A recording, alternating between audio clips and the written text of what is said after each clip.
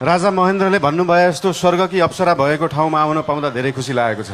जुन गहिराईलाई आजसम्म कुनै सरकारले कुनै पार्टीले यो देशले बुझ्न सकेन, त्यो गहिराईलाई बुझ्न चाहन्छौँ। त्यो गहिराई बुझ्ने पार्टी हो राष्ट्रिय स्वतन्त्र पार्टी। शिव भगवानको पाउमा आएर, कैलाशको पाउमा आएर, आज कर्णालीमा आएर राष्ट्रिय स्वतन्त्र पार्टीको घोषणापत्र, बाचापत्र सार्वजनिक गर्न पाउँदा म लगायत हाम्रो पार्टीका सबै सदस्यज्यूहरू, सभापतिज्यूहरू तथा हाम्रा पार्टीका साधारण सदस्यज्यूहरू, सम्पूर्ण कर्णालीवासी नेपाली दाजुभाइ दिदीबहिनीमा आउन पाउँदा धेरै धेरै खुसी लागेको छ।